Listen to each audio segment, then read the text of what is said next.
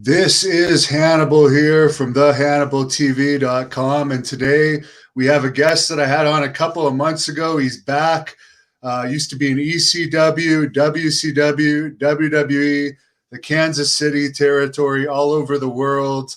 None other than Mr. Hughes himself, also known as the Big Cat, also known as Curtis Hughes. That's right.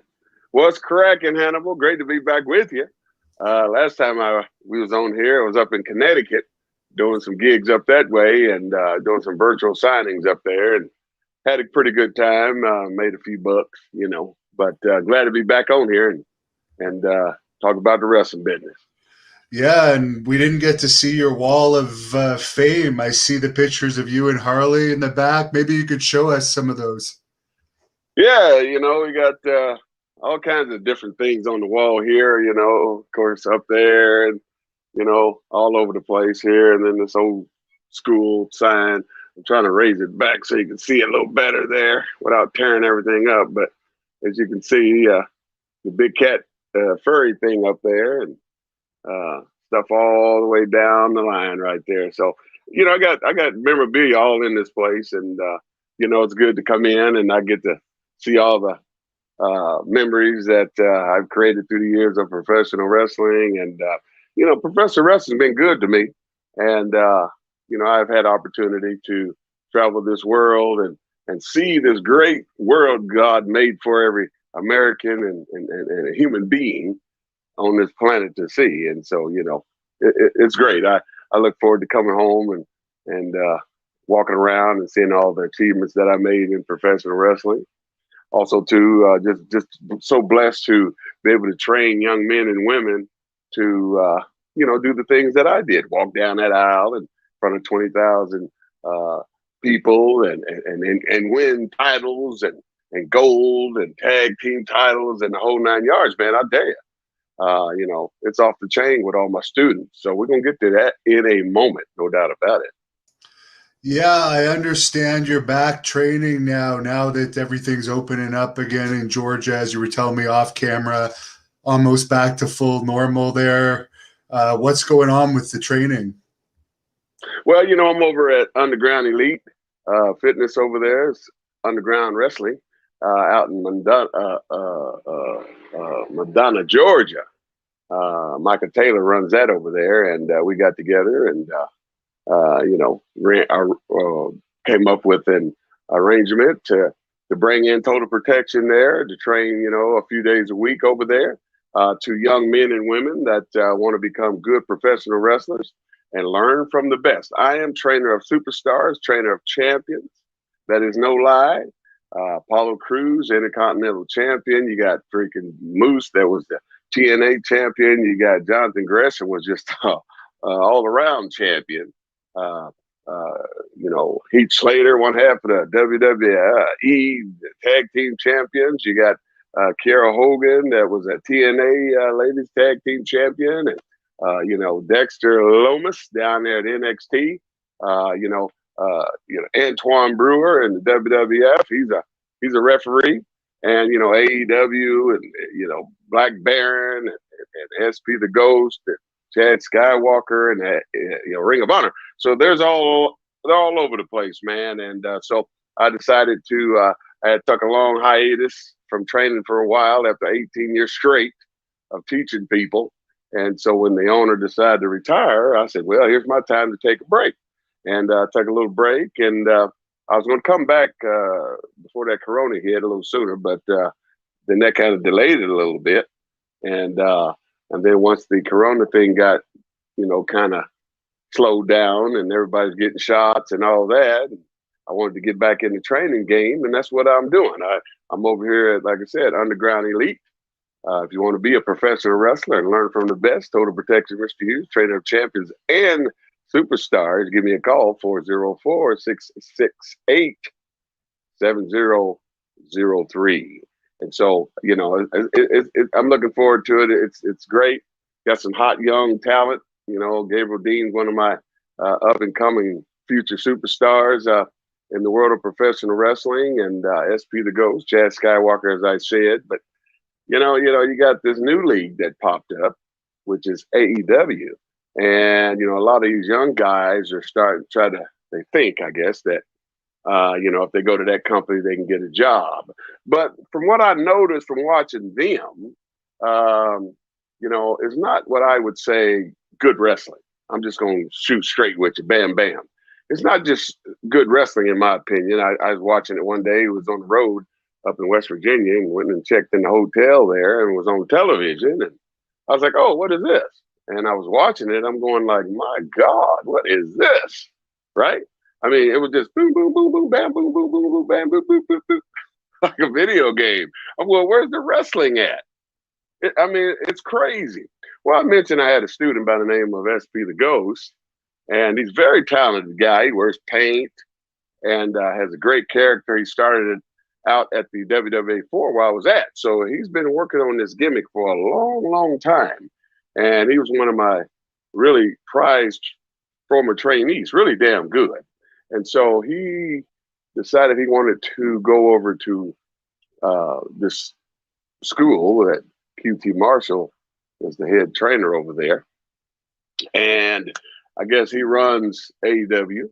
And I guess a lot of my guys figure if they go over there, they can get a shot in AEW, if they, go to his school and all this and that and the other. Well, a lot of my students that I've trained and they go somewhere else, they're already fully trained. So there's really nothing else you can teach them.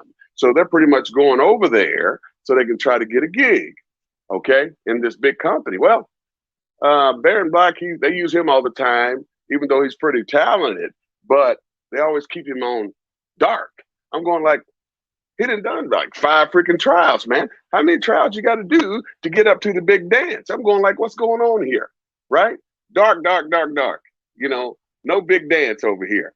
And then SP the Ghost, he goes over there, and I don't know what they told him, but apparently he thought he was getting a tryout, see?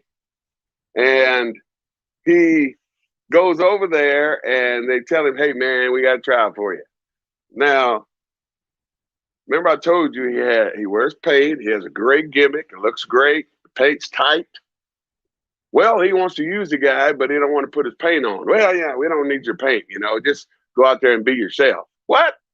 So how the hell are you supposed to get a job if you're not seeing this guy's character, right? I'm going like, because I've been in this business a long, long time, and I can tell you this much. If somebody really wants to use you, they're going to have you put your gear on that you've been perfecting for almost 6, 7 years, right? And so they want to see if they can draw some money with you. Well, in this situation, I was like, well, this don't look like they're going to use him to draw some money, because one of my other former students sent me this video of the match. It was a tag match, and they were going against, I don't know who they was, but I don't know how they thought that this match was going to get over. Well, anyway, he gets in the ring, and they just body slam 10 times in a row. 10 times in a row, right? I'm talking to QT. I'm going like, hey, man, what's going on, man? Why you jobbing my guy like that?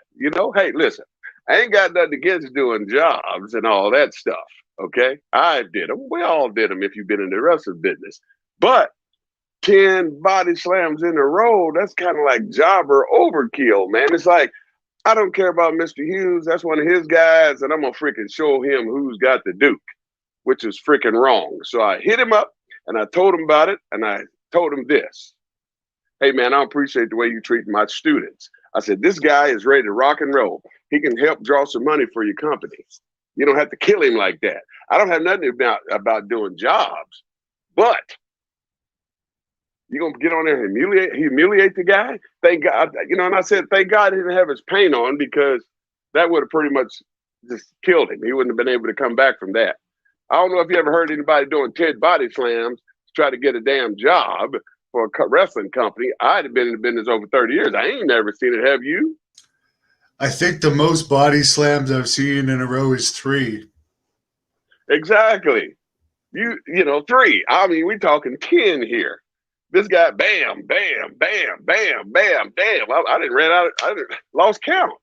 But I was so upset about it. I was like, I got to let this person know, because every individual that's out there that runs shows, right? and I see something like that, and I have a way to reach in you, and that was one of my students, I'm gonna let you know about it because they're real talented. Why would you dog a talented individual that can help your company? I just don't understand. And so I let him have it, and I don't care about what he says or anything. It ain't gonna hurt me one bit.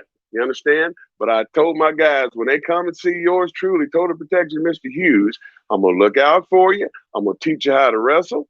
I'm gonna have your back. If somebody's trying to dog you out and I see it, I ain't gonna bite my tongue. Hell, WWF wouldn't do you like that. Hell, ECW wouldn't do you like that.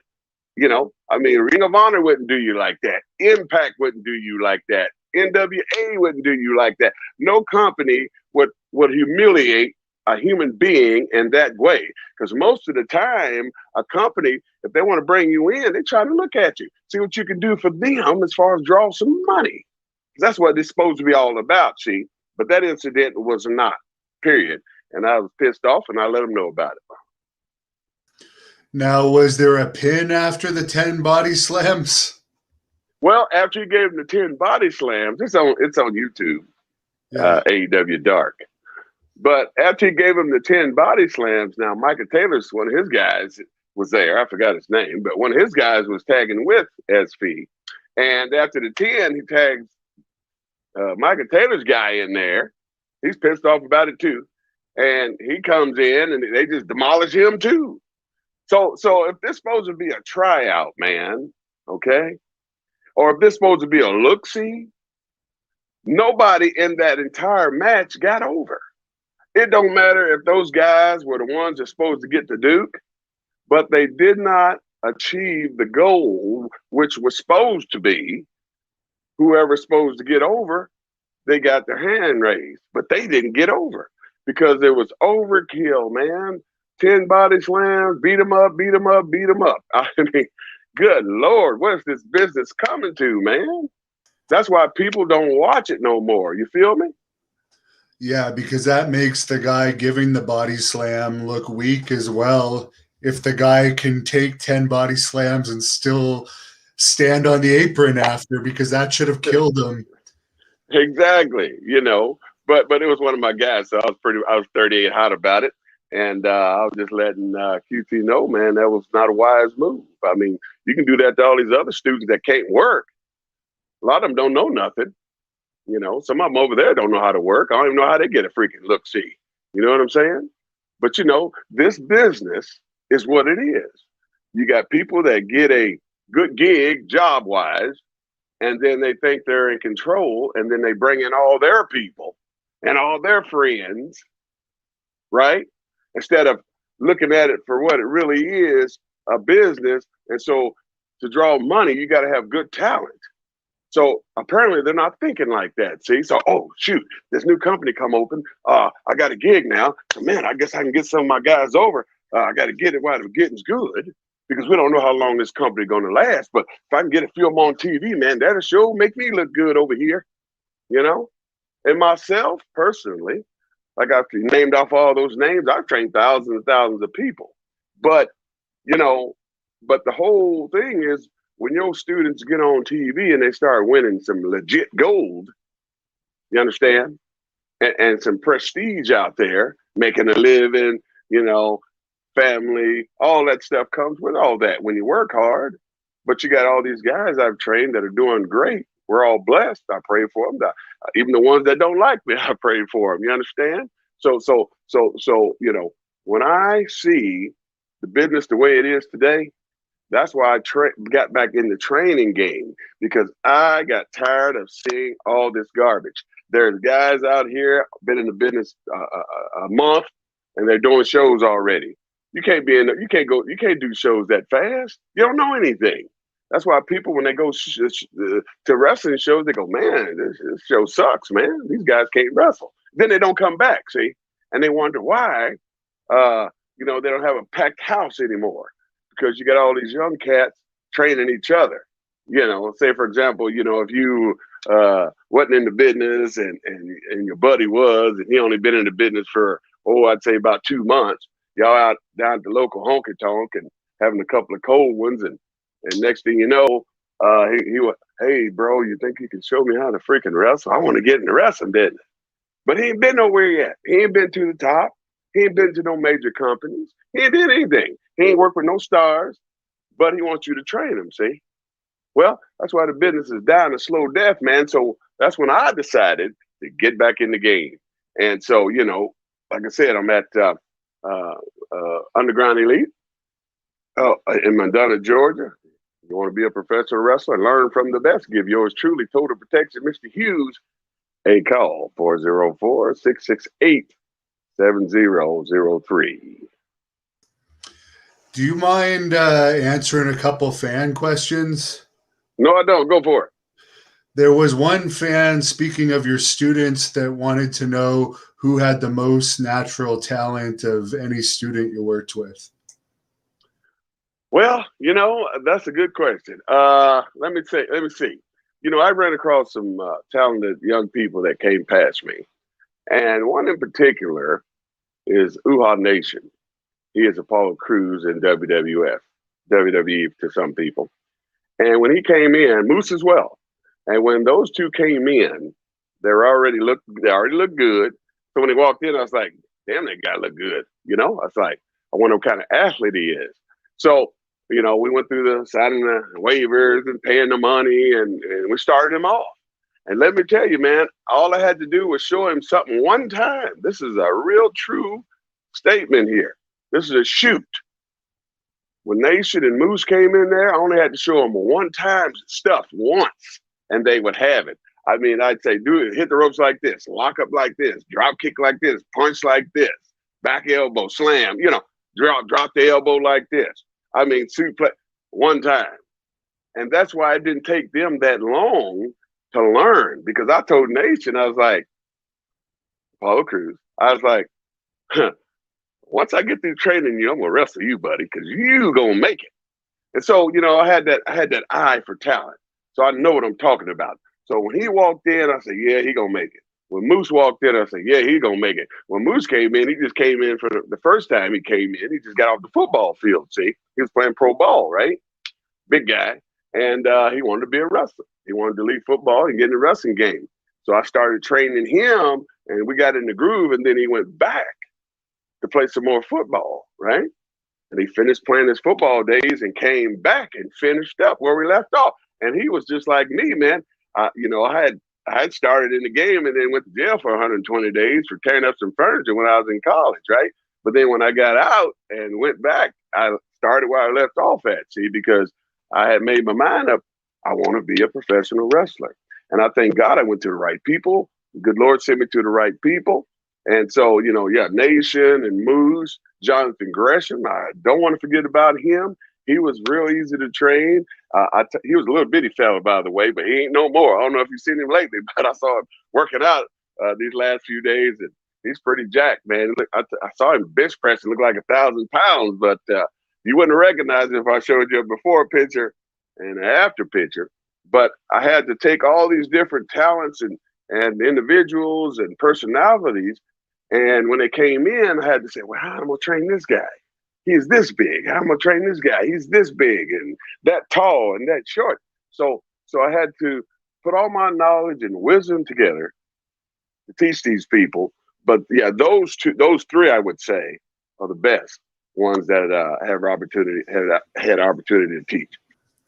You're obviously a very good talker. I can't help but wonder why they never really let you talk in any of your big runs with the major companies.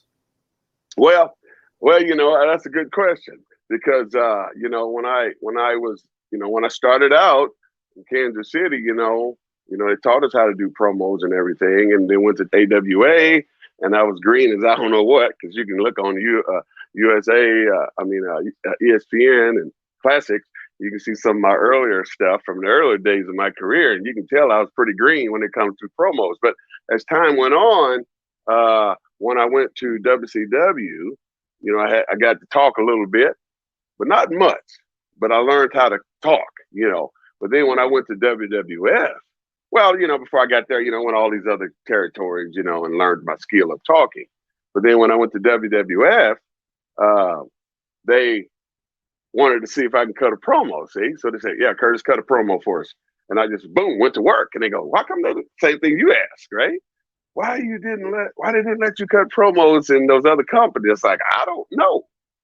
But he said, so Vince said, "Here you're going to talk." You know, and I used to love it because they let it rip, man. They had these little pods that they would bring to on the road, because we used to do TV tapings and we had to do promos for every city. And they had these little square boxes you go in that had air conditioner running through them, hot as hell though, but it had air conditioner running through them, lit up, you know, and you go in there and cut, you know, 10, 20 promos for all over the country and all over the planet, right? And you did so many that you got good at it, you know, and that's how I really, you know, homed into my skills of talking, you know, because a lot of people, because I did the promos at the school where I trained. I mean, you know, we taped the shows every Thursday. I was the stick man teaching the kids how to do promos. I was the commentator guy, me and Big Dave Wells and Brad Storm, and we you know, we got it over. And people used to say, "Man, you're freaking good. You're a good freaking commentator. How come WWE don't pick you up? How come these other companies don't pick you up?" Well, I tell people, you know, it's like this. If you're not in the clique, if you're not buddy with somebody up here, then it ain't going to happen for you. It's just simple as that, you know? And my thing is this, man. I do these podcasts because I love to tell the truth. I like to get on here and just tell people things about the game of professional wrestling and tell people how, you know, blessed to see all my students that I've trained that are successful out there today. And you know, that's the joy that I get when I get up every morning, is to say, man, this is going to be a good day. Who else going to make it in the world of professional wrestling that I trained, you know? And so, yeah, you know, and you know, I'd help my students by doing promos with them and showing them how to do promos and commentating their matches and then putting them out there on the internet world, YouTube.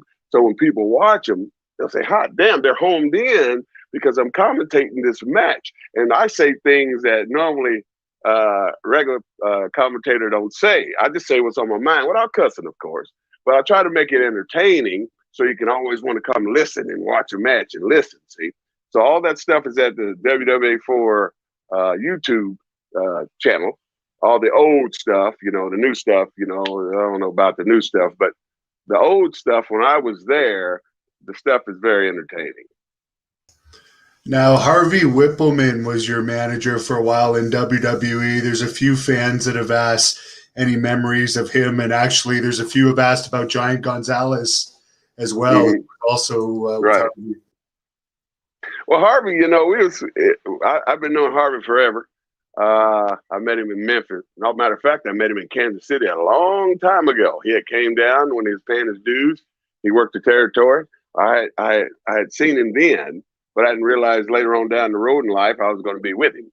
And so, you know, after I got trained and started in the world of professional wrestling, when I got to WWF, see, because I used to see him in Memphis all the time, back and forth, so I knew him. But then when I got to WWF, they realized that I was a better heel than a babyface with the gimmick that I had, because I, you know, had the suit and the tie and the shades that didn't come off when I wrestled. And so they wanted to put a manager with me, even though I could talk, right? But see, that's the good thing between me and Harvey. He knew I could talk, even though he'd say what he needed to say, but then he'd give me my little chance to say my little thing. See, so before the camera went to red, we'd sit over there and say, "All right, you know, you're going to say your little thing, and then I'm going to talk about my, you know, black-eyed peas and neck bones and greens, okay? Who I'm going to beat up or whatever." And so it worked out great. So if you go to the WWE Network, you can see some of those promos, and they're pretty funny because we had a ball with it. And see, back then in the WWF, guys didn't walk around with the butthole puckering all the time because they're scared they're going to lose their job if they cough, you see. And everybody they were locked in on the contract. They didn't worry about getting fired. All they had to do was just go out there and wrestle, right? Didn't have to worry about nobody stooging on you, stuff like that. Everybody could work. Everybody was making a living. Everybody was trying to make some money. try to draw and pack the house, you see. And so and now, I mean, I don't know what they're doing these days. I mean, I'm just, that's why, like I said, decided to get back into training because for what I see, the people are not getting the knowledge that they need. You know, I enjoy teaching.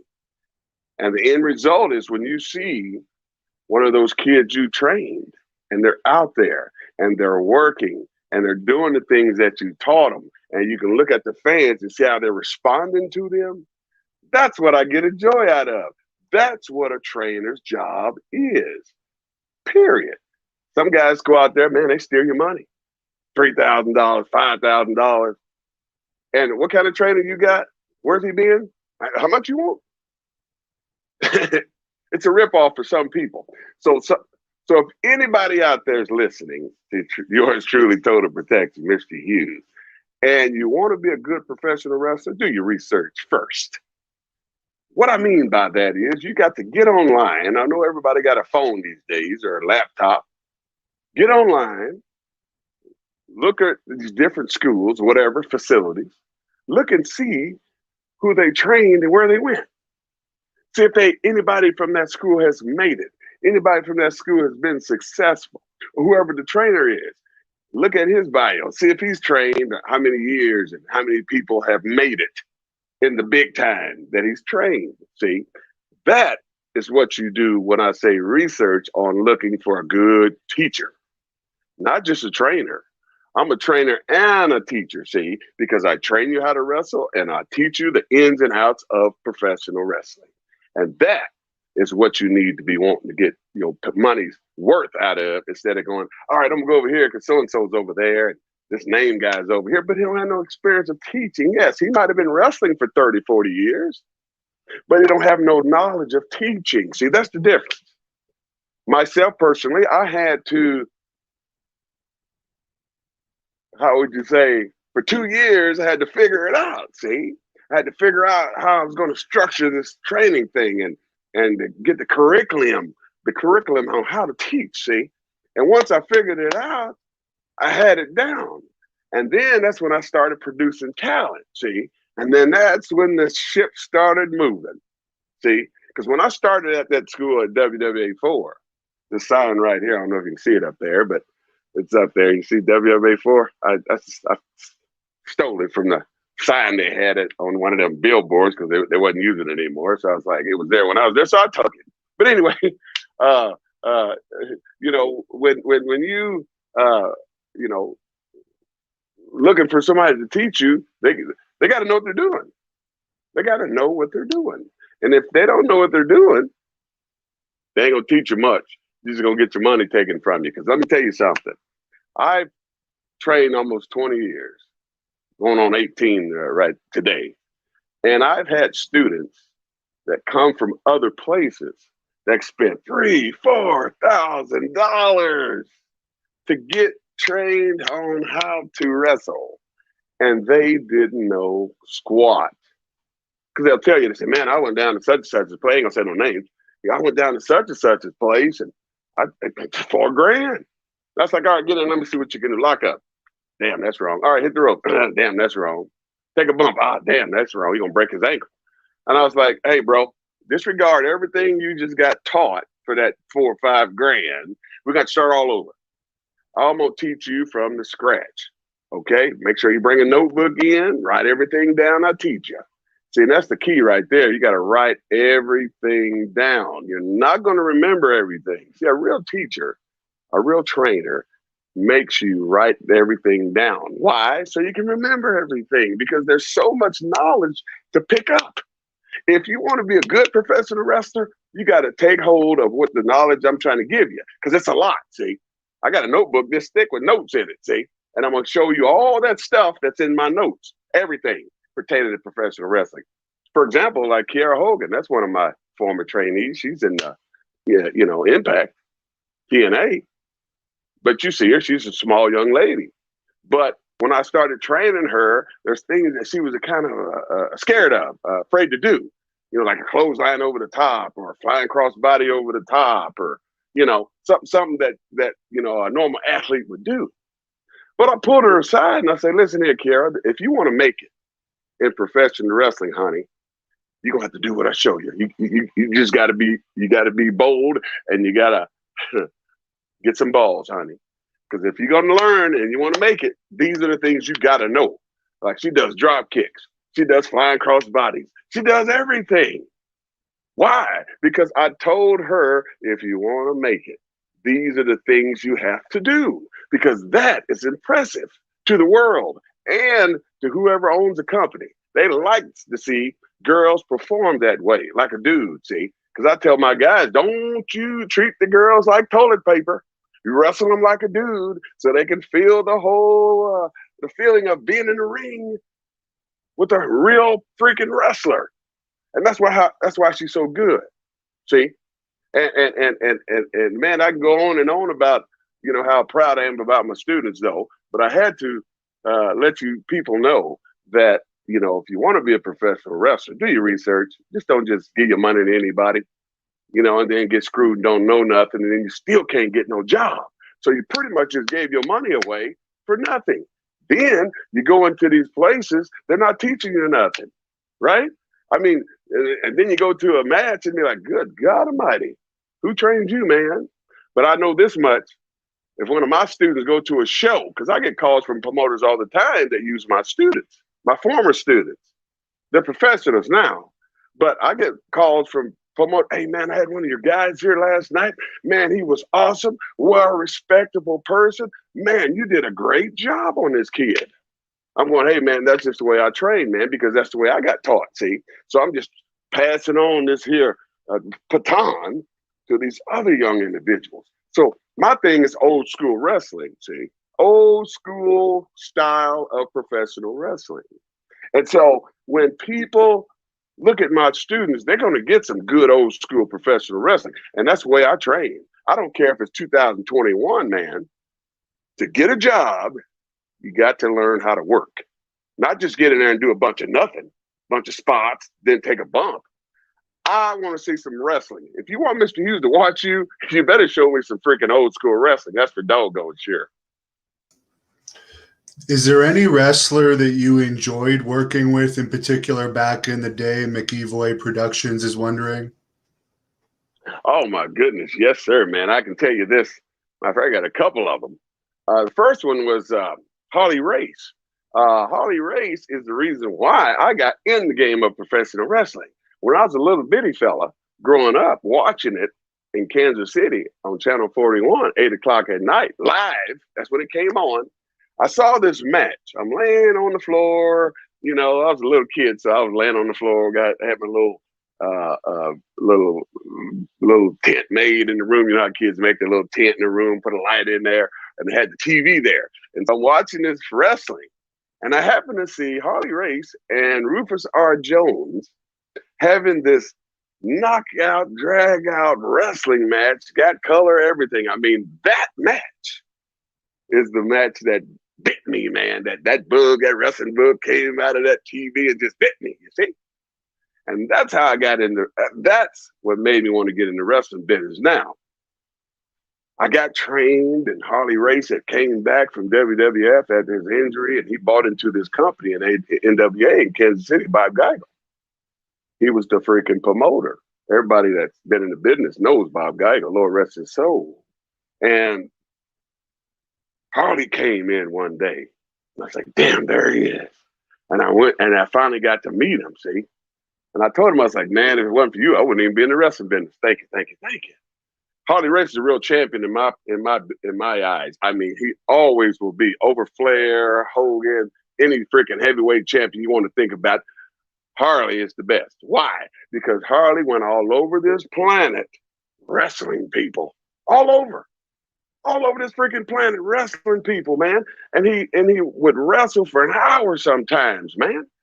That is a true champion, a heavyweight champion. But anyway, time goes on, and one day, Bob Geigel, the guy that trained me, him and Sonny, Lord rest their souls, he calls me and he goes, hey, Curtis, I got a gig for you up in Omaha, Nebraska. You're going to be working Harley. I said, excuse me? You're going to be working Harley up in Omaha. Now, at the time, I didn't have no vehicle. I didn't know how I was going to get to Omaha. Well, TC Carter, he was there. He was, we were riding together, but, you know, he had another gig, so he couldn't take me. So I'd ask my Uncle Jack, Uncle Vernon, he's one of my favorite uncles. And I asked him, I said, oh, can you give me a ride? I got a gig up in Omaha. I ain't got no way to get there. And I'm wrestling Harley Race. He goes, what? I'll give you a ride. I'll give you a ride, nephew. And so we drove up to Nebraska. And we get there, and I go in the dressing room, drop my bag off, and I go find Harley. And, hey, how you doing, Harley? Good to see you again. And go get dressed. I get myself dressed. Now, one thing I learned about this business is you do not go to the veteran acting like he's a superstar and telling him what to do. A lot of young people haven't been taught that, see? They haven't been taught respect in this business for your elders, see? Because if it wasn't for us, you guys wouldn't have nothing to do in this game of professional wrestling because there wouldn't be no wrestling. So anyway, I get dressed, and I was Big Cat then, Curtis the Cat Hughes, and I'm still green. But that I went in because Harley said, yeah, come on over here and sit down. And all he told me was the finish. He goes, here's the finish. We'll do everything out there. I'm going like, I'm, you know, shaking, you know, knees are shaking, you know, I'm nervous as hell. Because see, I was taught you don't talk about the whole match before you go out to the ring. You get the finish, you go out there and you wing it. You tell the story. See, that's what's lacking in professional wrestling. Kids don't know how to tell a story. They just think, okay, we're going to talk about an hour or two about what we're going to do out there, and then go out there and blow the whole daggum match, see? And get blowed up and get tired, and then everything goes out the window. The next thing you know, oh, Lord, what are we going to do? Oh, my goodness. Well, when I had that match with Harley, man, he took me through the school, brother. I learned so much that one night off of Harley, we barely worked up a sweat. He got me over at the beginning as a freaking baby face. He got his heat. We made the comeback. We went home. Simple as that. Power driver, boom, 1, 2, 3. Rolled out and sold it all the way back to the dressing room. See, a lot of people killing the business now because they don't sell anything. They don't sell nothing anymore. You people that are wrestling and you're listening to my voice, if you want this business to last for you, you need to start learning how to sell all the way to the dressing room when the match is over. If I'm getting heat on your leg, your arm, your neck, your big toe, you got to sell that all the way to the back. You can't just go in there, they've been beating up on your freaking leg for 5 minutes, 6, 7 minutes, and then you just walk off like nothing's wrong with you? And you expect people to come back and buy a damn ticket? I wouldn't. But that night, Harley showed me everything I needed to know. I was sitting there pinching myself, man, because I was like, damn, I'm in the ring with my freaking hero here. And then had the opportunity to work with him up there down here in Atlanta, Georgia. That was a freaking a learning experience all by itself, because me, him, and Luger used to ride up and down that highway, man. I mean, he'd get a cooler. We stopped at the freaking local liquor store, fill it up with some beer and whatever Luger drank, put some ice on it, and we was gone. That's how we did it. And then after the show, have ice cold one and head on down that road to the next gig. Very true. There's a fan on here saying, would you take a job with AEW if they came to you wanting to be a producer? Because you mentioned that obviously that match you were discussing earlier wasn't very well produced. Of course. You know, they need people like myself in these companies because I'm old school, man. And I believe in old school stuff. Okay. That's going to save the business.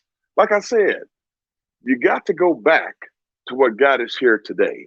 If you don't go back to what got us here today, it's not going to freaking last.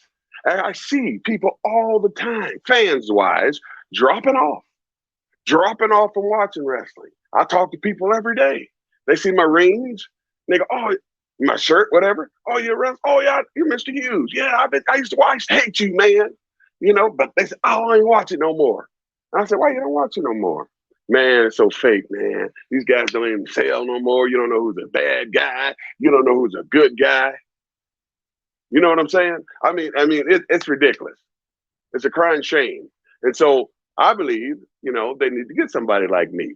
Even somebody at one of their freaking training facilities, man. Wouldn't you want your talent to be good so they can draw more money? Because people don't want to see no garbage. They're not going to buy no freaking ticket to $30, $40, $50 for a freaking ticket, and you're gonna sell them some garbage. I'm real with this, man, because wrestling's right there for me, right there. Passion, bro. Over 30-something years, damn near 35 years worth of wrestling I done got in this body. You understand? But I got a lot of knowledge too to give these young people, because the proof is in the pudding. All these stars that I got in these companies, they're champions. They didn't get there just by just walking in. They got there because they're talented, and we're all blessed. Like I said, I pray for them all. I'm saved myself. You understand? And so I pray for everybody, good, bad, evil, it don't matter, to make it. If you don't make it, it just didn't work out for you. But if you work hard and stay hungry, you can get there. So yes, I believe that, if WWF or AEW or TNA or Ring of Honor, hey, Mr. Hughes, man, we understand it. We see all these people that you train, they're very talented. We need somebody like you with that knowledge that can keep this business going with talent. That's what they need. Someone was curious how Shawn Michaels treated you backstage in the WWE. It was a little bit before his big run when he seemed to really have the attitude problems. Was he okay when you were back there? Oh, yeah. We got along great. Here's the thing, man. I got along with everybody. See, I might have had an issue with somebody going into a match or during a match, But like Luger, for example, when I came in as Big Cat, we had the same finish, torture rack. See, I came from AWA. We had the same finish, which was the torture rack, right? And so they brung me in to work Luger. See, we went around the country, 20,000 seaters doing torture rack matches. See, whoever got the torture rack put on them first, they lost. Okay, that's how it worked. And so our very first match on the road, I go to the ring and Luger comes to the ring and we hook up. And I'm the heel too, by the way. And so I start out, because my thing was a headbutt, and a punch and things like that, big boot. Well, he wasn't selling my headbutt, see? I'm going like, oh, damn, man. I give him a headbutt, boom, he ain't selling it. I'm going, oh, Lord, give him a big boot. He ain't selling it. I'm going, hot damn it. So I take a powder out on the floor. So I can say, all right, what I'm going to say to this dude, man? Hot damn it, this guy big as a freaking rock. So I called the ref. I come up back on the apron. I say, hey, ref, man, tell Luke if he don't sell, I'm leaving the freaking ring, man. So, so I worked the people for a second while the ref gets a chance to go over there and tell Luger what I just said. And so the ref says, oh, he comes over. All right, gotcha. So I come back in. He does the same damn thing. Long story short, we finish the match. He goes over. I roll out and walk back to the freaking concourse to the dressing room. So I'm in the back, just pacing back and forth, waiting for him to come, pacing back and forth. 38 hot, damn it. And I was like, whoa, I'm going to let him have it. Here comes Luger through the freaking curtain. He walks back to the concourse where I'm going back and forth. I said, yo, man, what's up, man? I said, hey, man, they brought me in here to get you over, dude. I was like, you didn't sell none of my stuff, man. I was like, how are we going to draw some money if you don't sell my stuff? I was like, they brought me in because they like what I did, dog. And if you don't work with me, this angle's going to end, and then they're going to think I can't work. I said, so if we got a problem, we're going to have to fix it right now. And I promise you, after I confronted him about that situation, we didn't have no problem no more. All the matches were great because I confronted him about it. I just didn't kick it up under the rug, man. I tell my students, man, you got an issue with somebody, tell them about it. Pull them aside. You ain't got to disrespect them, but you're not a punk. Let me talk to you for a minute. Man, the man here, brother, I didn't appreciate you doing that, see? That's why I said what I said to QT, because I didn't approve the way he, had my boy do them 10 freaking body slams, man. That was wrong, see? And I let him know it was wrong. You can do anybody else that way, but don't do my students that way because they're talented, they can work, they can help the company, period. Yeah, nowadays, no one will confront you about it. They'll just talk trash about you behind your back, and you'll hear about it on the internet. Yeah, that's pretty much how they do it these days. But let me tell you something. I can care less. Okay, I'm a man, brother. I'm almost 60 years old. If you're a man, a real man, don't talk behind a man's back. You got something to say it to my face. Okay, we can work it out. There's no need to get hurt over anything. That's why you talk things out. See, instead of just that mother and this cocksucker and that no good blah, blah, blah, blah, blah, blah, blah, blah, blah. And then they put it on social media, and then it goes on and on and on and on and on, and people keep putting their own little lie to it, make it worse and worse, make it sound worse and worse and worse. It is what it is. Yeah, that's the wrestling business, unfortunately.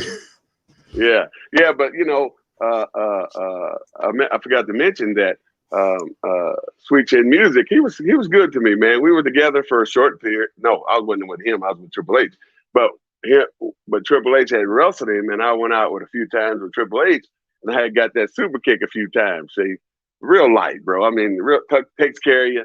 He don't tater to you like some guys don't know how to do a super kick and then tater to you, knock your jaw loose. But no, we got along great, man. I got along great with a lot of people in the wrestling business. I didn't have problems with nobody, man. I mean, it is what it is. But I pretty much held my own pretty good. People might say things behind your back, but I pretty much got along with everybody.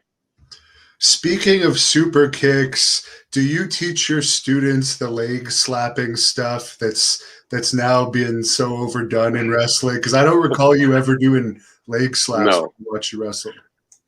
No, I don't do that, man. I try to stick to the realistic things.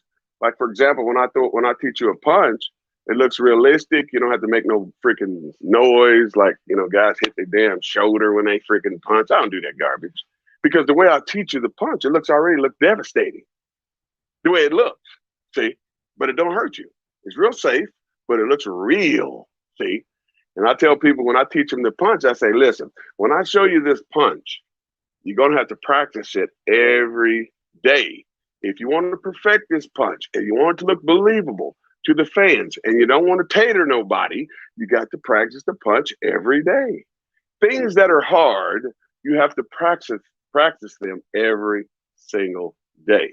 Like Gabriel Dean, for example, he does a lot of flipping and flopping, right? And I told him, he's one of my students, and I told him one day, I was like, Gabriel, when you go train, why do you do the easy stuff? Everybody knows that you can flip and flop because you post it on freaking line all the time. Show them that you can wrestle. Show them you know how to do this stuff besides flipping and flopping. See, here's the thing. A lot of young people, they'll do things that they know is easy for them to do. And so when they get in the ring, that's what they'll train all day doing. Instead of saying, man, I need to work on this punch. Man, I need to work on my big boots. Man, I need to work on drop toe holds, wrist locks, hammer locks, head locks, all the holds. See, that's wrestling. See, that's what I teach, wrestling, man. Because all that flipping and flopping stuff, that'll come later. You can't flip and flop 10 minutes. You're going to blow up. And so I'll teach you how to work a hold, how to sell when you're working a hold, how to put a hold on and counter the hold, go back to the hold. I mean, just total old school wrestling. And let me tell you, people enjoy watching that kind of wrestling than this garbage where you got a spot fest going on. And both guys blow up to high heaven and then they forget to finish. I see it all the time. For your time in ECW, what was it like working with Paul Heyman? Oh, he was a good guy, man. Paul Heyman, man, he gave me a call. I was like one of the first guys that he called. He let me know that he was putting this company together called EC. It was called Eastern Championship Wrestling. He called me up. Hey, what's up, Cat? People still call me Big Cat from back in the day. Hey, Big Cat, what's going on? Paulie here. Hey, what's up, Paulie? How you doing? Oh, man, I'm putting together this company, and I was wanting to see if you'd be interested in coming aboard and riding this train with us. And I was like, where's it at? He goes, up here in Philly. I was like, oh, well, hell, I ain't doing nothing else. He goes, we talked about some money, and we set a deal, and boom, it was done. And so I've known Paul E from back in the ECW, I mean back in WCW days. See, when he had hair, and back then he was good. I mean, he was good on the stick. He was good about the knowledge of professional wrestling. And so, I learned, matter of fact, I learned a lot from him when we was at WCW, in our WCW days. So when he called me about it, I was like, oh, I'd be glad to, bro. And, we talked about some money and got everything worked out. And he flew me up to Philly, and we started at the old ECW arena. It was a hellhole too, by the way. I mean, it wasn't like you see it these back in when it started getting lit up and better and better and better. I went in ECW when they did a TV taping at this old abandoned looking high school. I mean, it's like they had 10 lights and it was dark. I mean, I think I wrestled Sandman or something like that, his debut or something like that. And those guys were green back then, Taz and the Dudley Boys and him and quite a few of them that was training in the back, before a show sometimes because they were just training. See, and Paul E, he was smart. He was trying to bring in guys, superstars, to get these young cats over. See, to build the company up. So he was bringing them in and having us do jobs for these kids. See, that hadn't been nowhere, hadn't been on TV, hadn't been nowhere. And so I know that I had just got off TV with The Undertaker, so I wasn't going to just kill myself off that daggone easy. One day he had me do a match with Mikey, wanted me to, Mikey got me over a few times. Thank you, Mike. But he wanted, but when I was close to leaving, he wanted me to do all these jobs for everybody, man. But I had to go to Paul, hey, brother, appreciate the opportunity, my man, but I got to go. I can't kill myself off like that, man. I got bills to pay. You think I'm going to come up here and just let these nobody name guys just beat the hell out of me? And I'm still young enough to make it back in the WWF. And I did end up going back there, see, 3 times. So I had to protect my freaking character, you see. But yeah, Paulie was a great guy. He's still a great guy. He helped me out a lot here. He's a great mind in professional wrestling. And he's having a damn good run right now. But, the bad thing about it, he did hurt some people as far as screwing them in their money.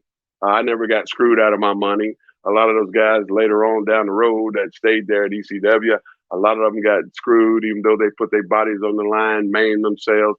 Lord rest his soul, New Jack, man, he did some stuff that was crazy for that dude, man.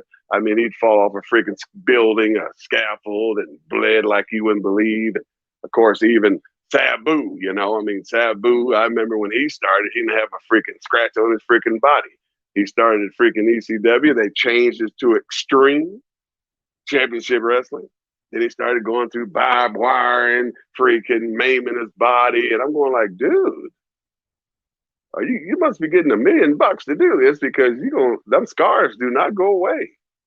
You see? And because when Paul, he wanted me to start that color stuff, I was like, oh, no, that's not my thing, bro. I did enough of that in Puerto Rico, see? And I had 2 shirts that I tucked with me. And every night I had to soak them, see? And I was like, Paul, he wanted me to start getting color. And I was like, dude, I don't do that. He goes, oh, I need it in just this one match. We had worked the Bruise Brothers in a cage match, me and Shane Douglas. And I'm going, yeah, we need you to get a little color for it. And so I just went, boop, that's all you get, partner. Had a little trinkle. But that's all you're getting out of me because I really didn't believe in that. I'm black. I'm dark. You can't see it from afar. Now, if I was a Caucasian and had blonde hair, oh, yeah, no doubt about it. You can get that color, brother. Hell yeah, make it look real good. But a brother has no need to get no color because you can't see it. And, them days are over. Colors don't exist no more. You don't even need to do color no more to get a match over. I don't understand why people think these days you got to get color to get a match over. People don't buy that stuff. They already think, they already know. They know everything. They know what you use. They know all the ins and outs of why you get it. So don't waste your time and do it no more. You don't know what people have. You don't know who's been tested. You don't know what kind of disease somebody got floating around in their blood, right? And then you contaminate each other's blood. Next thing you know, you're sitting there in the hospital sick as a freaking dog because you didn't know nobody had hepatitis. You understand? And so you have to be real careful. Of course, some young people don't give a damn. They just got, ooh, I'm going to get me some color, man. We got a packed house, 50 people. I'm going to get me some color. Damn fools. Yeah, speaking of that, Abdullah the Butcher from Atlanta was doing that wrestling, getting it while he had hepatitis. So yeah, man, that was a bad deal right there, man. You know, I I don't wrestle people that bleed. I just don't do it. That's not in my DNA anymore. Like I did it with Carlos Colon over there in Puerto Rico. I did it with Invader that killed Brody over there in Puerto Rico. You know, but those are the only really two people I actually bled with. But then I did that cage match in ECW. That's the only time I pretty much got color, man, because like I said, I'm too dark. You can't see it if you're sitting far back in the rows there. You ain't gonna see me bleeding. Unless you're sitting real close around the ring, you'll probably see some color then. See? But you know, it ain't worth it these days. and well, since you bring up Invader, just to wind it down here, were you at all nervous about working with him? Because that must have been fairly soon after the whole Brody Yeah. incident. Well, let me tell you something, man. You know, I've heard about the story. Tony Atlas told me the whole story many a times. And when I went over there, I already knew about it. And when they, like I said, when they always brought me over, I always worked Abdullah or Carlos or Invader, you know, one of those three. And all of them bled all the time. And uh, I had a match with Invader one night. And I was like, oh man, this is the guy that killed Brody, damn it. And so I was like, well, as long as I don't go in the shower, I ain't gonna talk to him in the shower. I, said that to myself. And so we was talking and in the dressing room, we were talking about the match a little bit, talking about the finish. And then we went out there and, you know, but one day, when I got my payoff envelope, because it was the last show of the night, Sunday night, fly back home. And I got my envelope and I'm looking in the envelope and I'm counting my payoff, see? And on the front of the envelope, you know, has your name and then he puts the payoff at the top and if there's any deductions, you know. And so I look at the front and I'm going, okay. And then I pull the money out and I'm counting my money, see? Counting my payoff. I'm going like, ah, damn it. You're a little short. And people say, man, you know, if they short you, man, you know, just kayfabe, don't say nothing. I say, huh, bull crap. So I went and found Carlos. No, first, he was in there. You know, the guy that, you know, Invader, the guy that killed Brody. I was like, oh, hey, Invader, because Invader was in the office. I said, hey, Invader, you got a second, man? I said, hey, you know, my envelope's a little light. My envelope's a little light. Because we need to talk to Carlos about that and Javika. Javika was the guy the money guy, see, Javika. And so I found Carlos. I said, hey, Carlos, man, a little light, bro. He goes, don't worry about it. Don't worry about it, brother. Javika will take care of it. And so through that whole process, my butthole was puckering, man, because I was like, I'm looking around, making sure nobody gonna come and stick me out of nowhere, man.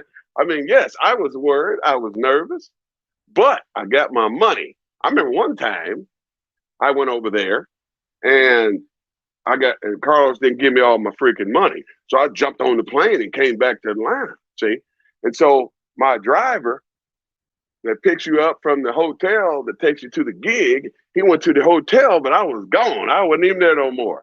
So he went to the front desk. Hey, is Mr. Hughes still here in such and such a room? They go, no, he checked out. So they didn't have cell phones back then, had a landline. So he calls my home and I answered the phone. It was Carlos. Hey, brother, what are you doing back there? We got a show tonight. I'm going, man, you didn't give me all my money, man. I was like, I'm not staying here if you're going to screw me. I ain't got time for that. You know, I just got off TV with WWF. I was a hot potato, man.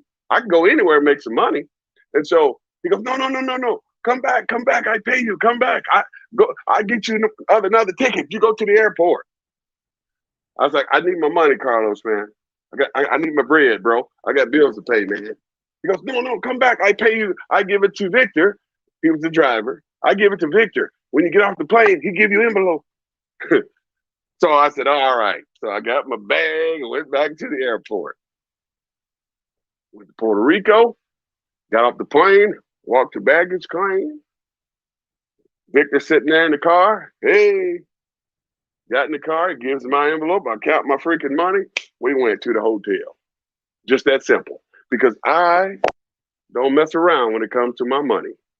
I teach my students about it, and I show them. Don't put up with no crap from these promoters. I had one of my students with me one time. We was up in West Virginia, Odell, the AT alien, and we had this show, but the guy didn't hustle. The promoter did not hustle the gig. So there was not a lot of people there. When I say there was not a lot of people, there was about this many people there. And I'm not kidding. It was light. And so here comes, because he could have canceled, but he still had to pay us. So he ran the show anyway. Marty Jannetty was there. Me and him supposed to work together, but he had some bad ankles, so he couldn't do that much. But this is a shoot. He'll tell you if you talk to him. So anyway, we did the show. Okay, he goes around paying everybody. He gives him my envelope, right? I same thing. I count my bread, but he's a little short because I brought one of my former trainees with me. He worked, so you got to pay him. So I'm going, yo, hey, bro, you're a little light here. I said, where's his? He goes, Mr. Hughes. Whoa, don't start that. I was like, no. And my students standing there watching me do business with this promoter because I wanted to teach him, see? And so what he had to end up doing, he went around to all the young people, took their payoff back so he could pay my guy. Because he was talking about, well, if you can wait till midnight when the ATM, dude, no, I'm leaving. When I'm going back to the hotel, I'm going to take a shower, get me something to eat, get up and go home. I'm not waiting around that long. You're going to pay me before I leave this building. And so he went around to all the young people he paid $20 to, got their $20 back because he said he'll pay them back later, and paid my guy. And like I said, I was teaching them how to deal with these promoters. I was like, you see how you do that? Don't take no crap off promoters because they'll try to stick it to you. Period.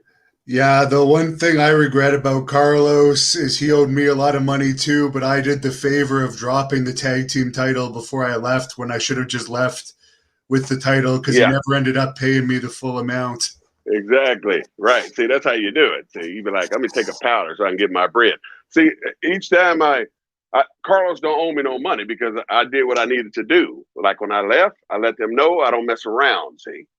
And like I said, I just got off TV, so I was a hot potato. So I was drawing for him, see. So they was taking care of me, see. But he tried to think he could run that scam on me real quick, see if I'd fall for it. But no, I didn't fall for it. I let him know, you won't give me my money, man, because I jumped on the plane. So he had to turn around and buy another ticket to bring me back, see, because we was in the main event. And they plugged it like that. We did promos and everything.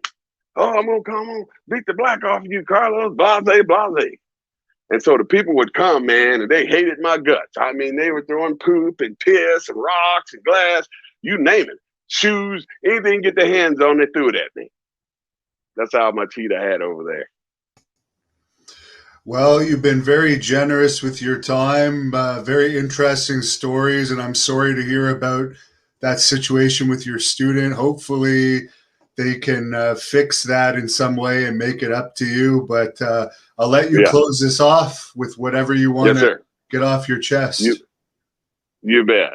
I appreciate you bringing me on here, Hannibal, no doubt about it. So you fans, you heard my story. You heard about professional wrestling, and we talked about a lot on this thing today. But the main thing is about young people getting in the wrestling business. If you want to be a professional wrestler and learn from the best, trainer of superstars, teacher of superstars, champions of Total Protection is your guy, give me a call, 404-668-7003, because I teach you how to wrestle. I don't take your money. I teach you knowledge that you're going to use throughout your career. So with that said, thank you for having me, Hannibal. Rock on. Thank you for watching the Hannibal TV. Please like this video if you enjoyed it and click the